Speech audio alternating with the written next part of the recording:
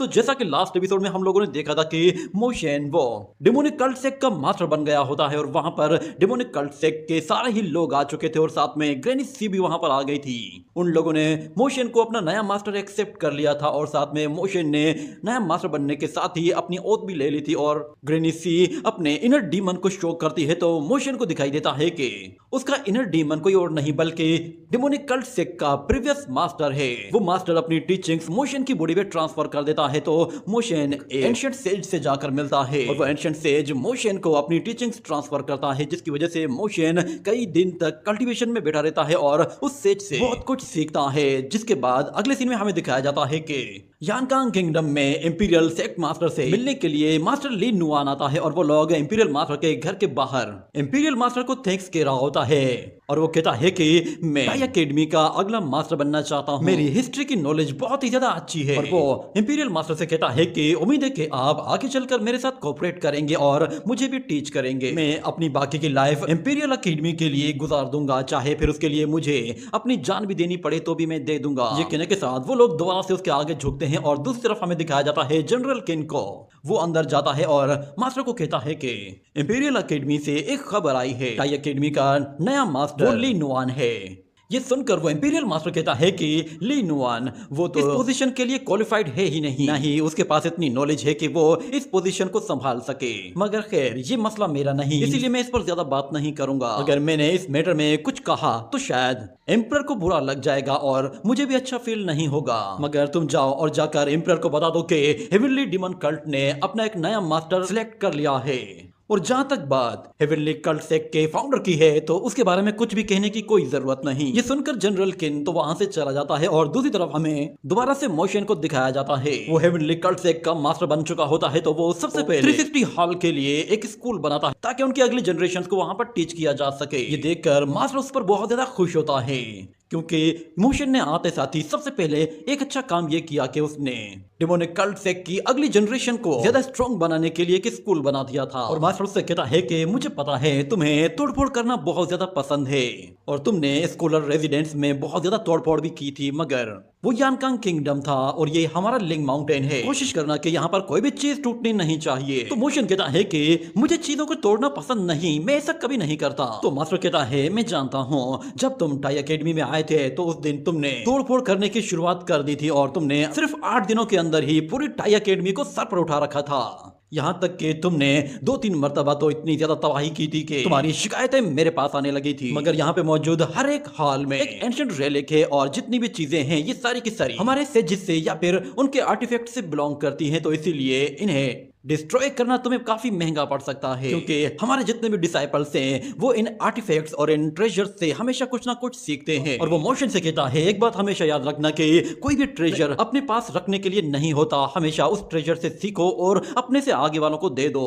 Master जैसे ही वहां से जाने लगता है तो मोशन कहता है कि प्लीज मास्टर रुक जाइए, पर मास्टर कहता है अब जुदा होने का वक्त आ गया है। हम लोग चाहे एक दूसरे को कितना भी मिल ले मगर अब हमें एक दूसरे से दूर जाना ही होगा, हम एक दूसरे के साथ अब और ज्यादा नहीं रह पाएंगे। और मोशन कहता है सिर्फ 1 मिनट रुकिए, आप सफर पर जा रहे हैं, मेरे पास आपके लिए कुछ ट्रेजर्स हैं, ये अपने साथ ले जाइए। ये कहने के साथ ही मोशन मास्टर के हाथ में ट्रेजर्स थमाता जाता है और मास्टर से कहता है ये कुछ पैसे भी रख लीजिए, ये सफर में आपके काम आएंगे। और उसके साथ वो जेट बोटल्स और हीलिंग मेडिसिन और उसके अलावा भी बहुत कुछ मास्टर को दे देता है, जिस पर मास्टर खुद भी हैरान हो जाता है। और मोशन मास्टर की पसंद की सारी चीजें उसके हाथ में थमाता जा रहा था, जिसके बाद वो सब कुछ छोड़कर मास्टर को जोर से गले लगा लेता है, जिस पर सब लोग हैरान हो जाते हैं और मास्टर खुद भी बिल्कुल हक्का बक्का रह गया था। मोशन बिल्कुल इमोशनल हो गया था और वो मास्टर से कहता है कि प्लीज मास्टर अपना ख्याल रखिएगा।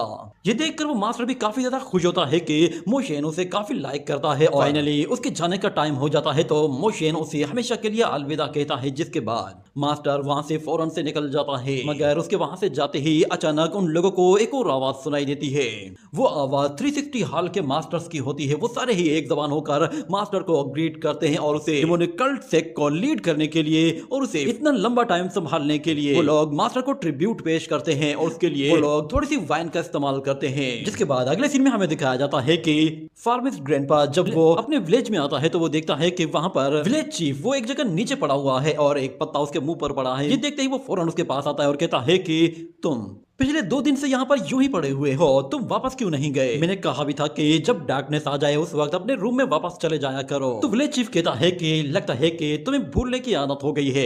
तुम जानते हो ना कि हमेशा से तुम ही मुझे एक जगह से दूसरी जगह ले जाया करते हो और हमेशा तुम ही मुझे मेरे रूम तक छोड़ कर आते थे, मगर तुम मुझे अब मेरे रूम तक ले जाना भूल रहे हो। मगर वो मास्कमैन कहता है कि तुम खुद उठकर भी तो जा सकते हो या फिर तुम उड़कर भी जा सकते हो, तो फिर तुम यहाँ पर क्यों पड़े हुए हो? जिस पर विलेज चीफ कहता है कि क्या तुम जानते नहीं हो कि मेरे हाथ और पैर नहीं है? ये सुनते ही वो मास्कमैन तो गुस्से में पागल हो जाता है और कहता है कि क्या मजाक है, तुम ऐसे वॉरियर हो जिसकी कल्टीवेशन हेवन लेवल की है, यहाँ तक कि डार्कनेस भी तुम्हें कुछ नहीं कर पाती और तुम यहाँ पर एक मजलूम बनने का नाटक कर रहे हो। मगर विलेज चीफ कहता है कि पिछले 2 दिनों से शायद मैं थोड़ा सुस्त हो गया हूँ, इसीलिए मैं मूव नहीं कर पा रहा, ये मेरा फॉल्ट है। और दूसरी तरफ हमें दिखाया जाता है कि डेमोनिक कल्ट सेक्ट का वो मास्टर दाशु में विलेज चीफ से मिलने के लिए आता है, जिसे देखकर विलेज चीफ कहता है कि मेरे दोस्त, तुम इतना दूर से मेरे पास मिलने के लिए आए हो, सब खैरियत तो है ना? लगता है कि शायद तुमने अपने कंधों से बोझ उतार दिया है और तुम अब शायद रिटायरमेंट ले रहे हो। तो मास्टर भी उन लोगों को वहां पर ग्रीट करता है और उसके साथ सीन कट हो जाता है। दूसरी तरफ हमें मोशन को दिखाया जाता है, वो एक एंशिएंट पेंटिंग को देख रहा होता है और कहता है कि उस वुड कटर सेंट ने मुझे ये पेंटिंग दी है और कहा है कि मुझे ग्रैंड यूनिफिकेशन टेक्निक को अपने आप से ही रियलाइज करना होगा और जितने भी डेविल स्क्रिप्चर्स हैं उन सबको यूनिफाई करके एक हेवनली डेविल स्क्रिप्चर तैयार करनी होगी। ये होली माउंटेन बाकी दुनिया से बहुत ही ज्यादा दूर है, ना यहाँ पर कोई शोर शराबा है ना कोई तोड़फोड़ है, यहाँ पर कल्टीवेशन करना सबसे ज्यादा बेस्ट ऑप्शन है। इतना कहने के बाद वो एक जगह बैठकर दोबारा से कल्टीवेशन स्टार्ट करता है और नए स्किल्स को सीखने की कोशिश करता है, जिसकी वजह से हमें वहां पर उसकी एक स्पिरिचुअल बॉडी दिखाई देती है जो कि साइज में काफी बड़ी होती है। ये देखकर मोशन खुद भी सरप्राइज हो जाता है। मगर यहाँ पर वो रुकता नहीं है, वो दोबारा से सोर्ड स्किल्स को यूज करने के लिए फिर से एक वुडन सोर्ड का यूज करता है और उसके साथ वो नए सोर्ड स्किल्स को प्रैक्टिस करता है। क्योंकि वो अब डेमोनिक कल्ट सेक्ट का मास्टर बन चुका है तो उसके पास डेमोनिक कल्ट सेक्ट की टॉप की टेक्निक्स होती हैं जिन्हें वो अब सीखने की कोशिश कर रहा होता है। देखते ही देखते वक्त गुजरता जाता है और मोशन वो बुक्स के जरिए नई नई टेक्निक्स को सीखने की कोशिश कर रहा था ताकि वो आगे चलकर न सिर्फ डेमोनिक कल्ट सेक्ट को डिफेंड कर सके बल्कि अपने डिसेबल ग्रैंडपास की हेल्प कर सके। यहाँ पर लिंगर उसकी मदद कर रही होती है और मोशन कई दिन से कल्टीवेशन कर रहा था मगर वो लिंगर उसके लिए खाना जमा कर रही होती है। और दूसरी तरफ से ग्रैंड प्रीस्ट वो विलेज चीफ से कह रहा होता है कि मैंने पिछले सैकड़ों सालों में बहुत सारे डिसाइपल्स को ट्रेन किया है, मगर जहां तक बात आपके लड़के की है वो एक एक्स्ट्रा ऑर्डिनरी डिसाइपल है और अच्छी बात यह है कि वो एक ओवरलोड बॉडी के साथ पैदा हुआ है। मैंने उसे पहचानने में शायद गलती कर दी है, मुझे ये बात तो माननी ही पड़ेगी कि आपकी नॉलेज मुझसे ज्यादा है और आपने उस ओवरलोड बॉडी को पहचान लिया था। ये सुनते ही वो दोनों ग्रैंडपास हंसना शुरू कर देते हैं और कहते हैं कि लगता है हमने डेमोनिक कल्ट सेक्ट के मास्टर को बेवकूफ बना दिया है। ये सुनकर वो मास्टर भी हैरान हो जाता है और वो ग्रैंडपा उसे बताते हैं कि लगता है शायद आपको गलतफहमी हुई है, ओवरलोड बॉडी जैसी कोई चीज नहीं है, मगर क्योंकि मोशन के पास ऐसी फिजिकल बॉडी है जो कि बहुत ज्यादा चीजों को एडॉप्ट कर लेती है तो शायद आप लोगों को ऐसा लग रहा होगा कि ये सब कुछ ओवरलोड बॉडी की वजह से हो रहा है।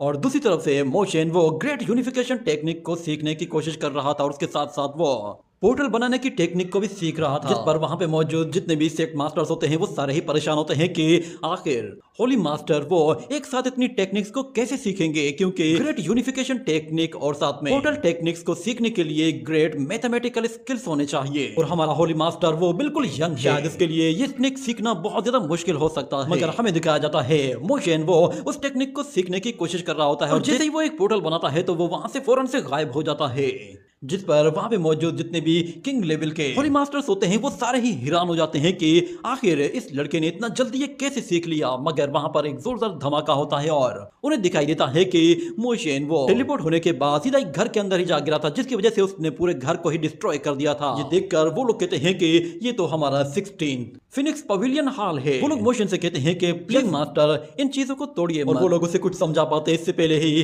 वो फॉर्मेशन दोबारा से ऑन होती है और मोशन को गायब कर देती है और मोशन कहीं और ही जा पहुंचता है। और दूसरी तरफ वो मास्टर्स बता रहे होते हैं कि ये टेक्निक बहुत ज्यादा वाइटल एनर्जी कंज्यूम करती है और ये काफी खतरनाक भी हो सकती है, प्लीज इसे अच्छी तरह से यूज कीजिए। आपके करंट कल्टीवेशन के हिसाब से आप इसे 3 से 4 बार ही यूज कर सकते हैं। अगर बीच में ही आपकी एनर्जी खत्म हो गई तो फिर आप टेलीपोर्टेशन में कहीं फंस जाएंगे या फिर किसी ऐसी जगह जाकर गिरेंगे कि जहां से आपको चोट लग सकती है। मगर मोशन उन लोगों की बात नहीं मानता और हमें दिखाया जाता है कि वो कंटिन्यूसली उस टेक्निक को सीखने के लिए एक के बाद एक ट्राई करना शुरू करता है और वहां पर हमें फिर बहुत ज्यादा तोड़फोड़ दिखाई देती है। इससे लग रहा था कि जैसे वो बार बार फेल हो रहा है और बार बार वो किसी न किसी हॉल को डिस्ट्रॉय कर रहा है। और एक बार तो वो एक ऐसी जगह से निकलता है कि जहां नीचे कुछ भी नहीं होता और सीधा वो पानी में जा रहा होता है और पानी के अंदर बहुत ही खतरनाक मछलियां उसे खाने के लिए तैयार होती हैं। ये देखते ही वो तीनों ही एल्डर्स उसे बचाने के लिए फौरन उसकी तरफ कूदते हैं, मगर इससे पहले कि वो एल्डर्स उस तक पहुंच पाते मोशन दोबारा से वहां से गायब हो जाता है और वो एल्डर सीधा उन मछलियों की तरफ चले जाते हैं। दूसरी तरफ मोशन टेलीपोर्ट होकर वापस से ऊपर की तरफ आ जाता है और कहता है कि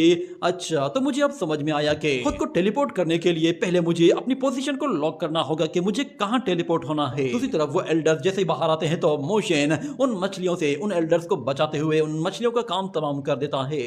और वो एल्डर्स कह रहे होते हैं कि होली मास्टर के पास एक नेचुरल ओवरलोड बॉडी है जिसके जरिए वो इस टेक्निक को बहुत ही आसानी से सीख सकते हैं और उन्होंने काफी जल्दी इसे मास्टर भी कर लिया है। और दूसरा मास्टर कहता है कि हमारे फाउंडर को भी बिल्कुल भी आइडिया नहीं होगा कि मोशन इतना ज्यादा काबिल होगा। ये कहने के साथ ही ये सीन यहीं पे ही कट हो जाता है। अगले सीन में हमें दिखाया जाता है दोबारा से ग्रैंड प्रीस्ट को वो विलेज चीफ से कह रहा होता है कि अच्छा, तो ये बात है, हम लोग जिसे ओवरलोड बॉडी समझ रहे हैं वो एक नॉर्मल बॉडी है। मगर विलेज चीफ कहता है कि मोशन अभी भी अपनी उस ओवरलोड बॉडी पर बिलीव करता है। यही वजह है कि उसने ग्रेट जीनियस और बहुत सारे टैलेंटेड लोगों को हरा दिया है। मोशन ने 3 डान गोंग टेक्निक को सीखा है जो कि बॉडी स्ट्रेंथ को बहुत ज्यादा बढ़ा देती है। ये टेक्निक बहुत ही ज्यादा पुरानी है और एंशिएंट टाइम से ही लोग इसे परफॉर्म करते आ रहे हैं। ग्रैंड प्रीस्ट उससे कहता है कि 3 डान गोंग टेक्निक तो मैंने भी सीखी है, मगर मैं कभी भी अपनी ट्रू बॉडी को एक्टिवेट नहीं कर पाया। कहीं ऐसा तो नहीं है कि 3 डान गोंग टेक्निक डार्कनेस से भी पहले की है। वो विलेज चीफ से कहता है कि मुझे बताइए कि आखिर ये लड़का आया कहां से है। तो विलेज चीफ उसे बताता है कि ये वरी फ्री लैंड से आया है। ग्रैंड प्रीस्ट कहता है मुझे बता सकते हैं कि ये विलेज कहां पर है। तो विलेज चीफ कहता है अगर तुम इसमें इंटरेस्टेड हो तो फिर आज रात में तुम्हें वरी फ्री लैंड लेकर जाऊंगा और हम लोग योंगजियांग रिवर के सोर्स के साथ ही उसका पता लगाने की कोशिश करेंगे। दूसरी तरफ हमें दिखाया जाता है मोशन वो कल्टीवेशन करते हुए हर एक चीज डिस्ट्रॉय कर रहा था और साथ में वो उस एंशिएंट ट्री की तरफ जा रहा था। तो वो तीनों एल्डर उसके सामने खड़े हो जाते हैं और कहते हैं कि प्लीज इस ट्री को डिस्ट्रॉय मत करना, यह हमारे लिंग माउंटेन का सीक्रेट ट्री है। मगर मोशन फौरन से उसी स्टोन के ऊपर जाकर बैठ जाता है और वो मास्टर्स कहते हैं कि तो होली मास्टर ने ग्रेट यूनिफिकेशन टेक्निक को सीख लिया है। और यहाँ पर मोशन वो जैसे ही आंखें खोलता है तो वो उन लोगों से कहता है कि हेवनली किंग्स आप लोग कब आए। तो वो किंग्स आकर कहते हैं कि यंग मास्टर आप अपने नेचर को फॉलो करते हुए प्रैक्टिस कर रहे हैं, इसी को ही डाओ कहते हैं। आपने एक सेल्फलेस डाओ कल्टीवेशन शुरू कर दी है जिस पर हम आपसे बेहद खुश हैं। तो मोशन कहता है कि हेवनली किंग्स आप लोग बहुत अच्छे हैं। और फिर वहां पर वो लिंगर आती है और वो अपने साथ कुछ खाना लेकर आई थी। वो मोशन से कहती है कि आप जरूर भूखे होंगे, आपको कुछ खा लेना चाहिए। वो मोशन के लिए कुछ अजीब सी चीज लेकर आई थी जिसे देख वहां पे मौजूद हेवनली किंग्स वो हंसना शुरू कर देते हैं। और एक मास्टर कहता है कि ये फ्रूट असल में प्रीवियस होली माइडान ने ही उगाया था। प्रीवियस होली माइडान का सुनकर मोशन कहता है अच्छा, तो ये मेरी ग्रैंड माँ ने उगाया था। जिस पर बीच में मौजूद मास्टर लू कहता है कि ये एक ग्रेट लिंगजी मशरूम है जिसे मेडिसिन के लिए यूज किया जाता है और इसे मेडिसिन किंग हॉल को दिया गया था। वैसे ये किसी और को दिया जाने वाला था, मगर होली मास्टर इससे अपनी बॉडी को नॉरिश कर सकते हैं। ये सुनकर लिंगर अपना मुंह दूसरी तरफ कर लेती है क्योंकि वो ये चीज कहीं से चुरा कर लाई थी, तो अब उसे शर्मिंदगी होने लगी थी। और मोशन कहता है कि मुझे अभी अभी याद आया कि हेवनली मेडिसिन अकेडमी में मैंने अभी तक कुछ भी नहीं सीखा है। मैं वहां पर जाकर कुछ सीखना चाहता हूँ और उसके लिए मुझे आज यहाँ से निकलना होगा। ये सुनने के बाद वो मास्टर से एक दूसरे की तरफ देखते हैं और फिर वो मोशन से कहते हैं कि हम लोगों ने तो सोचा था कि हम आपको यहाँ पर कुछ दिन और रुकने का कहेंगे, मगर क्योंकि आपकी स्टडी भी काफी ज्यादा इंपॉर्टेंट है तो इसीलिए हम आपको ज्यादा फोर्स नहीं करेंगे।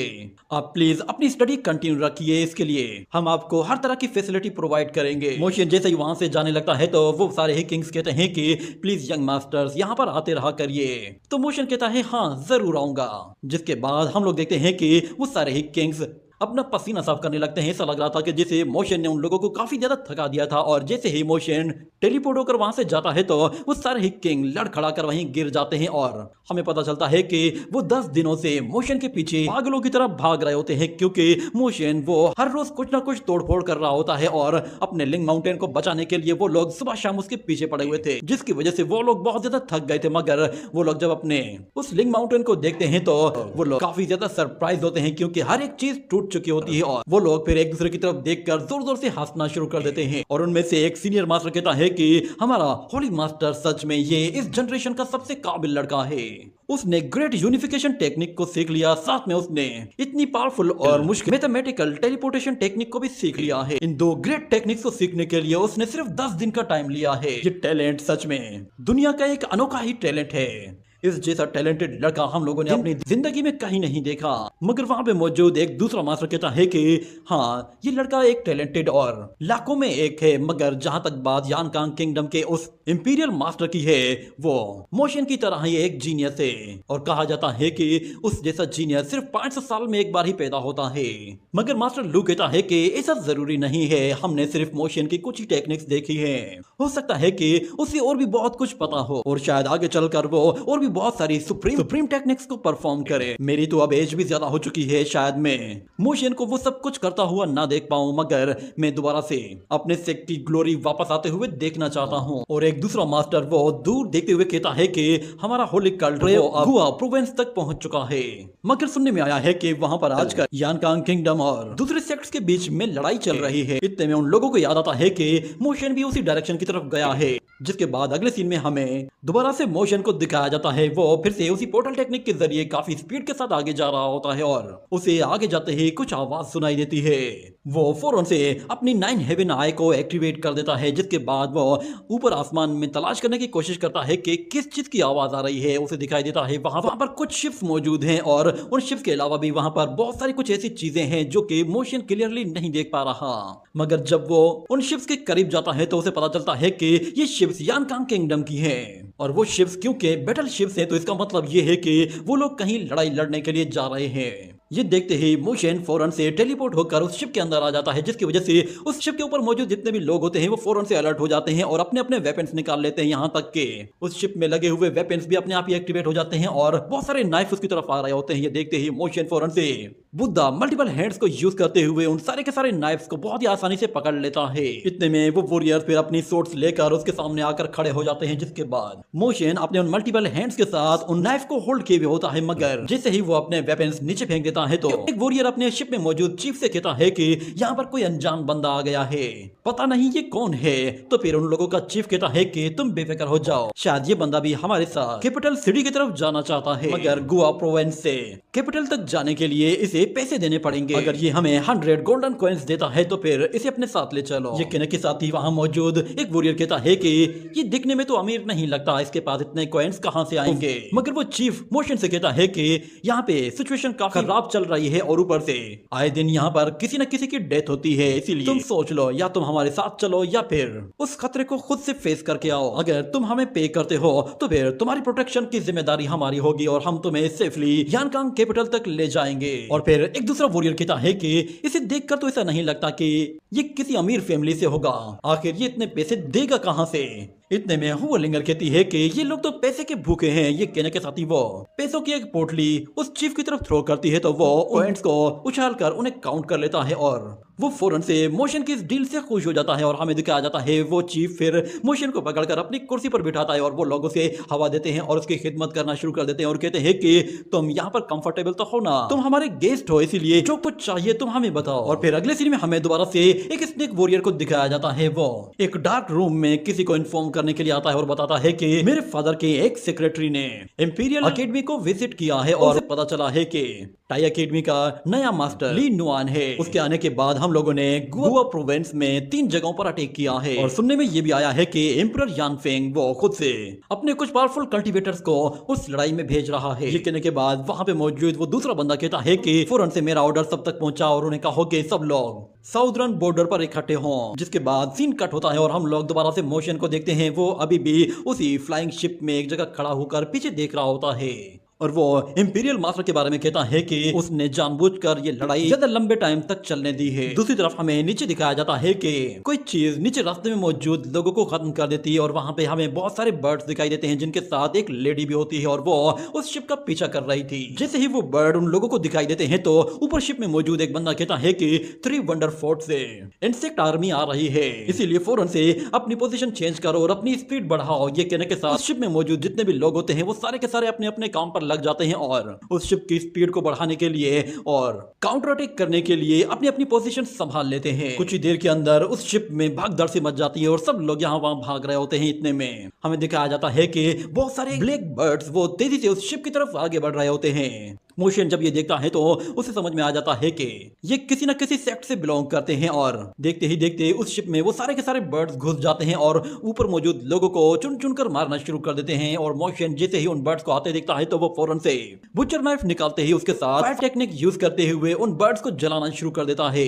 मगर वो बर्ड्स तो हजारों में होते हैं और मोशन अकेला उन सबको नहीं हैंडल कर सकता। वो बर्ड्स हर जगह लोगों को मार रहे होते हैं और किसी के पास कोई आइडिया नहीं होता कि उनसे किस तरह निपटा जाए। मोशन उस बुचर नाइफ के जरिए सिर्फ इतनी पावरफुल टेक्निक यूज कर पा रहा था कि वो अपने आसपास के लोगों को बचा पा रहा था, मगर ये टेक्निक इतनी पावरफुल नहीं थी कि वो सब लोगों को बचा सके। और ऊपर से वो इंसेक्ट लेडी वहां पे मौजूद और भी ज्यादा बर्ड्स को भेजती है। और मोशन जब इतने ज्यादा बर्ड्स को आते हुए देखता है तो वो फौरन से सन शाइनिंग टेक्निक को यूज करता है, जिसके साथ हम लोग वहां पर एक जायंट सन देखते हैं और उससे निकलने वाली हीट वेव्स और आग के गोले इतने ताकतवर होते हैं कि वो वहां मौजूद बर्ड्स को जलाना शुरू कर देते हैं। ये देखते ही उस शिप का वो चीफ कहता है ये स्वॉर्डमैन शिप सच में लाजवाब है। इतना कहने के बाद वो वाइन पीता है और जैसे एक फूंक मारता है तो उसके मुंह से बहुत ज्यादा आग निकलती है। और उसके साथ हम लोग एक फायर फिनिक्स बर्ड को देखते हैं जो कि वहां मौजूद बर्ड्स को जलाना शुरू कर देता है और हर जगह आग लग जाती है।